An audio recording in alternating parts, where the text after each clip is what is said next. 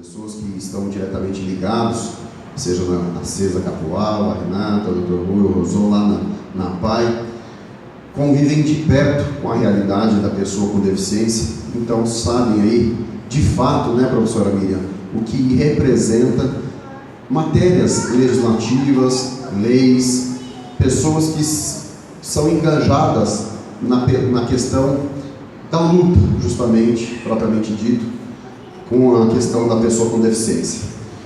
Fui convidado um pouco para falar sobre aí a produção de matérias legislativas, o enfrentamento das barreiras atitudinais, e isso tudo, né, acho que é uma conexão.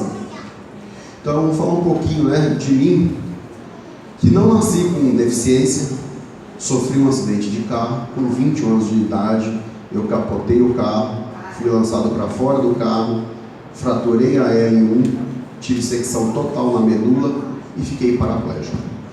Com 21 anos de idade, você ter aí uma mudança brusca, seja na forma de se locomover, na forma, né, de você ter aí as acomodações do seu corpo, são mudanças muito bruscas, a parte aí emocional, tudo isso vai mexendo com as pessoas. E não foi diferente comigo, mas onde que você tem amigos, pessoas que te estendem a mão, família, pessoas que lhe encorajam, pessoas que lhe dão ali a sua contribuição, por mais que é uma palavra de conforto, um gesto, isso aí te encoraja para travar batalhas e lutas. E com 21 anos de idade, você tem vários sonhos, como eu também tinha meus sonhos de ser médico, doutor. E aí eu estudava muito para ser médico e fiz aí 2 anos de faculdade de biologia, interrompi a faculdade para novamente prestar a faculdade de medicina, e foi nesse meio tempo que eu sofri o acidente. Então, quando eu sofri o acidente, eu vi que as pernas não estavam mais funcionando, chegou o resgate, eu falei, alguma coisa de sério na minha medula aconteceu. Já tinha feito essa leitura. E de fato, a nossa vida muda de uma forma, de um dia para a noite, foi em frações de segundos, que me mudou. Foi aí que também eu despertei a vontade do quê? Do direito, de me formar em faculdade de Direito. Está aqui o Dr. Oswaldo, também o nosso advogado. Me formei em Direito, hoje eu sou advogado, justamente para que eu pudesse ter uma leitura mais precisa e também uma produção de matéria legislativa junto ao Legislativo Municipal, porque também tinha como projeto de vida me eleger vereador, e foi nessa toada que eu fui conquistando coisas que eu nunca pensei em conquistar, como ser atleta pela cidade, o maior medalhista e recordista em jogos regionais e jogos abertos, primeiro medalhista em jogos abertos, medalha de ouro para Valinhos, desde 86 que Valinhos participava, nunca tinha obtido uma medalha de ouro, e eu fui o primeiro a conquistar essa medalha de ouro para Valinhos e por Valinhos. Então isso são coisas que no dia a dia da gente, a gente não vai planejando e as coisas vão acontecendo, e com essa mudança brusca que teve na minha vida, as coisas foram acontecendo. E quando eu cheguei lá na Secretaria de Esportes, eu comecei a ver a necessidade de gerir política pública esportiva, social, cultural, educacional para as pessoas com deficiência. Foi aí que eu conheci a dona Regina Augusta Donadelli, uma professora batalhadora que também tem uma questão de deficiência. E conversando com ela e com o professor Fabiano Jesuíno, professor de Educação Física, que está trabalhando lá na APAI, ele começou a falar da importância que seria ter um conselho municipal da pessoa com deficiência. Foi aí que questões políticas me levaram a São Paulo, comecei a conversar com o governador, comecei a conversar com o pessoal da Secretaria da Pessoa com Deficiência e tudo mais, fui atrás do Conselho Estadual da Pessoa com Deficiência, trouxe todo o regramento, o estatuto, apresentei para o então prefeito Marcos. Naquela oportunidade estávamos eu e a dona Regina. Foi aí que, de tanta batalha, de tanta insistência, o ex-prefeito Marcos viu a importância que era ter um conselho de fato constituído. Então, nessa batalha, nós conseguimos aí também o elevador aqui do Paço Municipal, a criação aí do conselho, que hoje aí o conselho, né, já está há tantos anos fazendo com que chame a atenção da sociedade, gerindo política pública, cobrando vereadores, cobrando executivo, fazendo todo, né, o seu papel. Está aí a Lisandra, que sabe a importância disso, também convive com Wagner, uma batalhadora na área também médica, ali também dentro da Unicamp, sabe a importância que é o acolhimento. Então, acho que tudo isso começou a gerar frutos. E esses frutos, acho que não param por aí. Hoje está o Manassés como presidente, já quero cumprimentar em público pela presidência. Acho que é uma batalha, uma tarefa árdua, viu, Manassés? Porém, acho que com coração e com vontade de querer se fazer, a coisa acontece.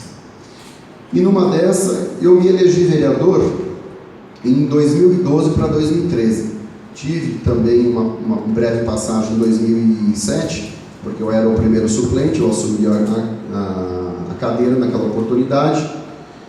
E aí começou então a, de fato, levantar mais ainda a bandeira das pessoas com deficiência.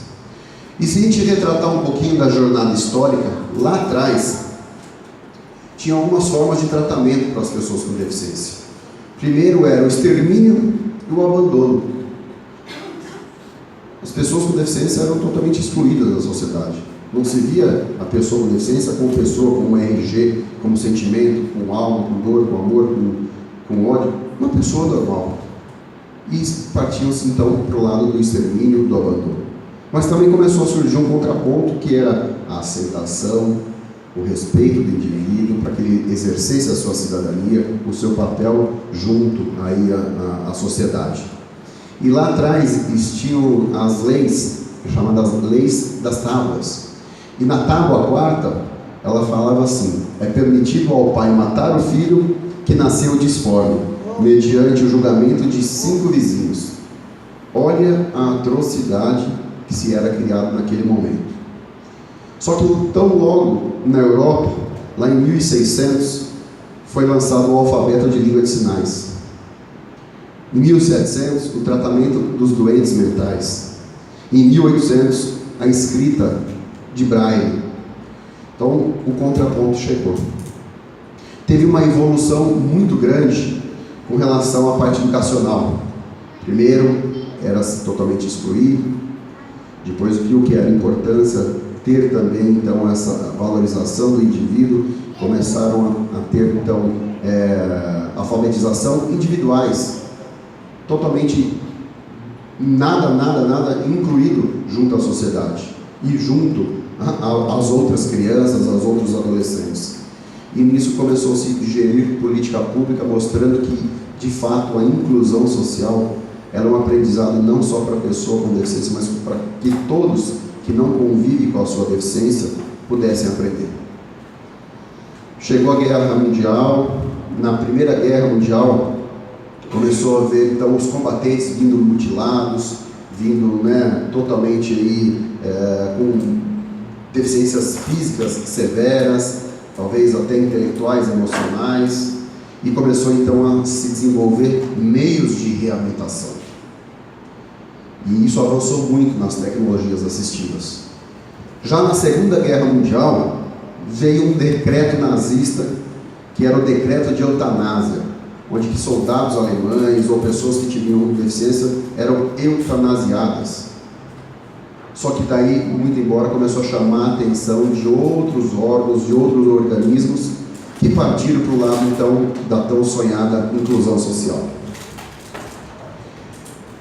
Chegou, então, a Declaração Universal dos Direitos Humanos, que lá no seu artigo 25, chegou a dizer que toda pessoa tem o direito a um padrão de vida capaz de assegurar a si e a sua família saúde e bem-estar, inclusive alimentação, vestuário, habitação, cuidados médicos e os serviços sociais indispensáveis, o direito à segurança em caso de desemprego, doença, invalidez, viuvez, velhice ou outros casos de perda por meio de subsistência em circunstâncias fora do seu controle. E aí veio a Convenção sobre os Direitos das Pessoas com Deficiência, que definiu assim: pessoas com deficiência são aquelas que têm impedimento de longo prazo, de natureza física, mental, intelectual ou sensorial, os quais, em interação com diversas barreiras, podem obstruir sua participação plena e efetiva na sociedade, em igualdade de condições com as demais pessoas. Só nessa convenção começou-se, então, a mostrar a importância de gerir de fato a inclusão, a concepção de matérias legislativas e de fato criar o Dia Internacional para que onde o mundo possa, na data de hoje, refletir, celebrar que de fato existem pessoas com deficiência que são pessoas. E daí foi também a terminologia, que antes eram pessoas com necessidades especiais, pessoas portadoras de deficiência. Mas calma aí, quem porta alguma coisa. Porta uma caneta, porta um livro, porta uma arma, porta alguma coisa. Pessoa com deficiência, ela não importa, ela tem a deficiência. E começou então a concepção da terminologia PCD, pessoa com deficiência. Ah, não, porque pessoas com necessidades especiais. Todos nós temos uma necessidade especial, independente se tem deficiência ou não. Então, por isso hoje, eu vejo até pessoas que acabam querendo de modo muito carinhoso chamar a pessoa com necessidade especial. Não, pode falar, acho que sem medo de ser feliz, a terminologia é pessoa com deficiência. Eu não aporto, eu a tenho, é visível. Tem pessoas que têm algum tipo de deficiência que não são visíveis, mas são pessoas com deficiência. E aí chegou aqui no Brasil a LBI, que é a Lei Brasileira de Inclusão. Muito recente, muito nova, muito aguardada por nós, para que justamente comece a se normatizar alguns dos direitos de exercício da cidadania e da valorização do indivíduo, que é de fato aí o ser humano. Aqui em Valinhos, então, como vereador, eu produzi algumas matérias voltadas às pessoas com deficiência, nas mais diversas áreas, seja do esporte, habitação. São 15 leis minhas sancionadas e publicadas que estão vigentes aqui na nossa cidade de Valinhos, de um rol de 33 leis, ou seja, metade das leis existentes aqui no município fui eu que acabei apresentando junto ao Legislativo, com a sensibilização dos pares, dos outros vereadores, aprovado e sancionado pelo então prefeito. E numa dessa, destaco aí a questão do caixa eletrônico adaptado, destaco também a questão aí da moradia popular, que no mínimo 7% ser voltada à pessoa com deficiência, a semana da pessoa com deficiência também.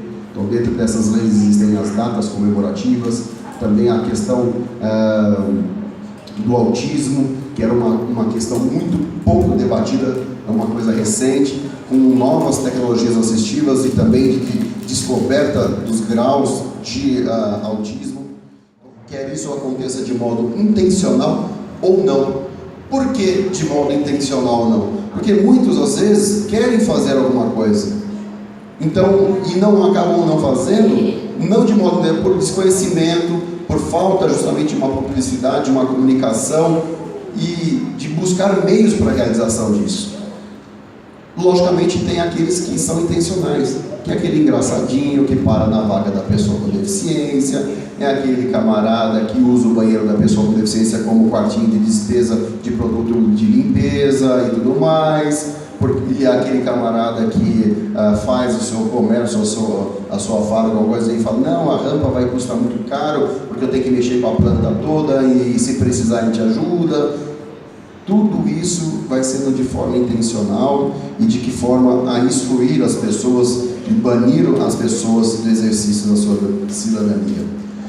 Tem uma tirinha aqui no próximo slide que ele retrata bem, é a do Armandinho, que ele fala, eu não sofro de Asperger, tudo bem que eu vejo as coisas de uma forma um pouco diferente, mas eu sofro é do preconceito dos outros. E esse preconceito, ele pode ser explícito ou implícito, que está pautado nas atitudes.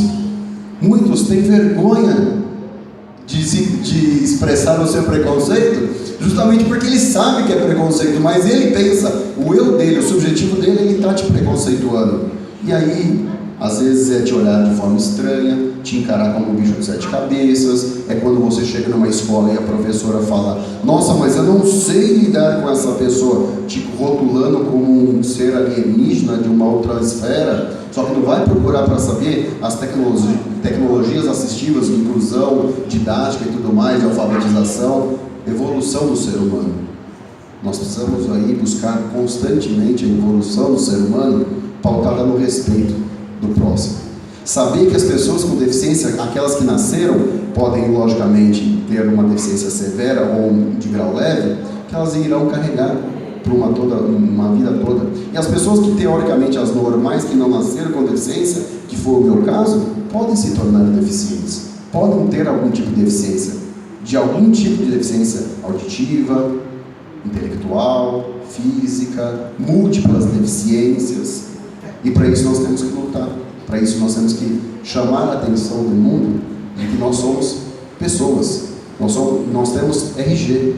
Não é olhar o ser humano como CPF, que é só ver bem material, não, é como RG, como pessoa.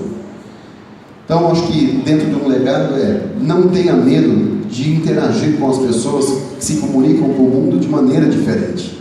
Essa falta de convívio deixa tudo muito limitado. E aí nós podemos ver aqui um contraponto de um menino com uma bola de basquete, de pé, olhando para uma cadeira de rodas. O que será que ele está pensando? O que será que ele está imaginando? Será que ele está sendo preconceituoso? Será que ele está achando algum meio daquela pessoa que está na cadeira de roda poder também participar de uma atividade física, de uma atividade ali social, de alguma maneira? Não sei.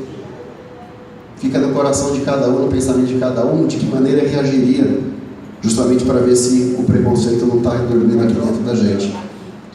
E a questão da convivência, se possível, desde a infância, é a melhor maneira de derrubar preconceitos e construir uma sociedade mais inclusiva.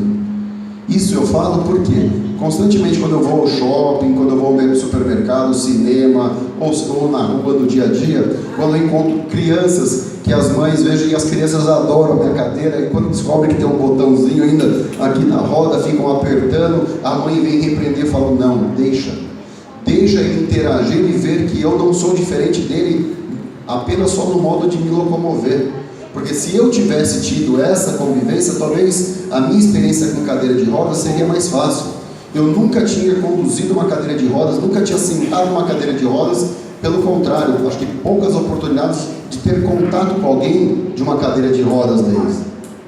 E isso faz muita diferença se nós queremos aqui batalhar por uma sociedade mais inclusiva, que com um grau zero de preconceito, são com as crianças, são aí com os jovens, mostrando princípios e valores dentro da própria família, porque o pai e a mãe, muito embora às vezes podem ter esse preconceito, e repassar esses valores para as nossas crianças. E isso tem que ser uma matéria incansavelmente debatida. E de que forma a gente vai poder fazer isso? Chamando atenção em datas comemorativas como hoje. Então acho que essa era a minha mensagem. Agradecer a oportunidade mais uma vez aqui para comentar um pouquinho da importância desse dia 3, para que envolvam pessoas e transmitam pessoas, que só assim nós vamos, Lisandra, chegar no dia de que não vamos mais precisar comemorar, celebrar ou chamar. É uma coisa natural, voluntária, um movimento totalmente natural das pessoas, enxergando dentro de uma concepção da evolução do ser humano. Nós temos aqui uma existência no mundo, sei lá de quantos milhões de anos. Nós só aqui, acho que talvez vai precisar de mais algum tanto para que a evolução chegue. E nessa data de hoje, acho que nós avançamos mais um pouco, porque cada um de nós tem a missão de sair daqui e levar a concepção da conscientização, do respeito, de toda aí a questão da inclusão de fato às pessoas com deficiência, seja na iniciativa privada, no setor público, ou seja, na nossa vida social. Parabéns a todos, celebramos com muita vontade, muita alegria, força e um beijo no coração de vocês.